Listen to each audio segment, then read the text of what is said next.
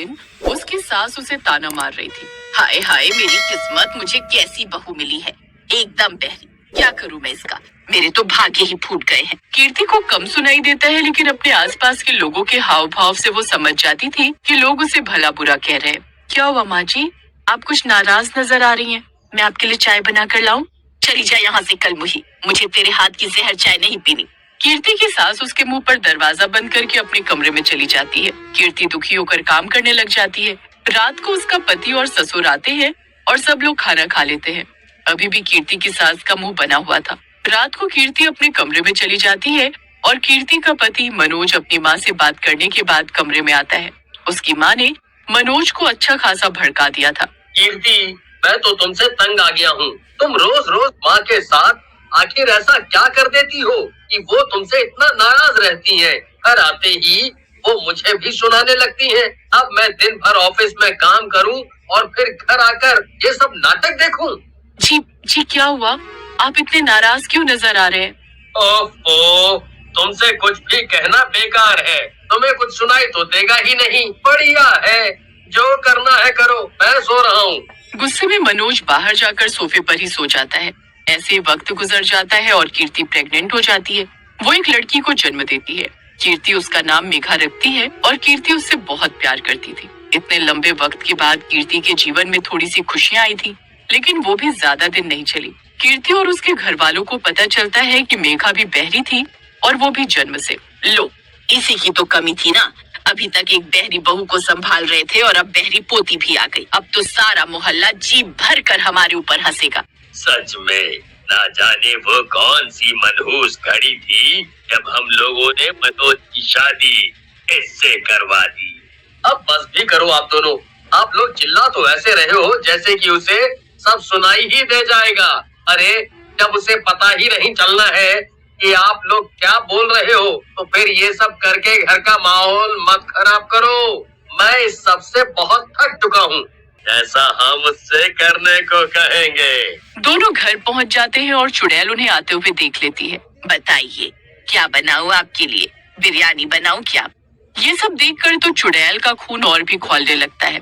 वो गुस्से में चिल्लाता, मुझे मार कर दोनों मजे से दावत उड़ा रहे हो। रुको, अभी दोनों को बताती हूँ।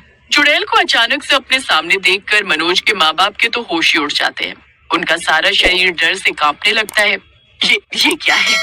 अरे सासू माँ, इतनी जल्दी मुझे भूल गई। मैं आपकी प्यारी बहू रानी। क्या? अरे बाप रे, सुनिए जी, मुझे इस चुड़ैल से बचाइए, ये तो बहुत खतरनाक है। अरे मैं कुछ नहीं जानता हूँ। तुम ही ने इसको धक्का मारा था, मैंने तो कुछ भी नहीं किया। अरे अरे पागल आदमी, मुझे क्यों फंसा रहे हो? क्या मैं अकेले इसे नापसंद करती थी? तुम भी तो इसे पसंद नहीं करते थे ना। लड़ो और लड़ो, क्योंकि ये तुम्हारी जिंदगी की आखिरी लड़ाई है। इसके बाद सीधा ऊपर जाकर लड़ना। तभी चुड़ैल अपने ससुर की गर्दन पकड़कर उसे हवा में उछाल देती है और फिर से उसकी गर्दन पकड़ लेती है। अरे नहीं, मेरे पति को छोड़ दे चुड़ैल कहीं की। तुम लोगों ने मुझे बहुत सताया, बहुत परेशान किया, लेकिन अब मैं किसी को भी नहीं छोड़ने वाली हूँ। मैं बहरी थी, इसमें भला मेरी क्या गलती थी? मुझे किस बात की सजा दी तुम सबने? मैंने तो तुम लोगों को हमेशा प्यार और सम्मान ही दिया, लेकिन तुम लोगों को उसकी कोई कदर नहीं थी। तो अब भुगतो अपनी करने की सजा। तभी कीर्ति की सास के मन में एक विचार आता है। रुक जा चुड़ैल, वरना अच्छा नहीं होगा। तू भूल गई है क्या? तेरी बहरी बेटी अभी भी हमारे कब्जे में है। उसे जिंदा देखना चाहती है या नहीं? ये सुनकर चुड़ैल ने अपने ससुर की गर्दन छोड़ दी। क्या? कहाँ है मेरी बेटी? अगर उसे कुछ भी हुआ ना तो तुम लोगों की खैर नहीं। अरे अगर तूने हमें हाथ भी लगाए ना तो ये समझ ले कि उसकी खैर नहीं। ये सुनकर चुड़ैल को गुस्सा तो बहुत आता है, मगर अपनी बेटी की खातिर वो चुप हो जाती है। नहीं, मैं तुम लोगों को हाथ भी नहीं लगाऊंगी, बस मुझे मेरी बेटी से मिलवा दो। नहीं, तू यहाँ से चुपचाप चली जा। समझ लेना कि तेरी बेटी सलामत है। तू हमसे दूर रहेगी तो तेरी बेटी ठीक रहेगी। नहीं, मैं नहीं जाऊंगी। मैं अपनी बेटी को लेकर ही जाऊंगी। अरे वाह, ये तो बहुत अच्छी बात है। हाँ ठीक है, तुम उसे ले जाओ। वैसे भी हमें उसे अपने साथ नहीं रखना है। एक ही दिन में दोनों बहरी माँ बेटी से छुटकारा मिल जाएगा। तो ठीक है, मेरी बेटी को मेरे पास बुला दो, मैं उसे ले जाऊंगी। फिर वो मनोज को फोन करके सब कुछ बता देती है। इसके बाद चुड़ैल और उसके सास ससुर मनोज के आने का इंतजार करने लगते हैं। मुझे तो बड़ा डर लग रहा है, ये चुड़ैल यहाँ से चली तो जाएगी ना। तभी वहाँ पर मनोज आ जाता है और उसकी गोद में उसकी बेटी भी थी। चुड़ैल को देखकर मनोज की आंखें भर आती हैं।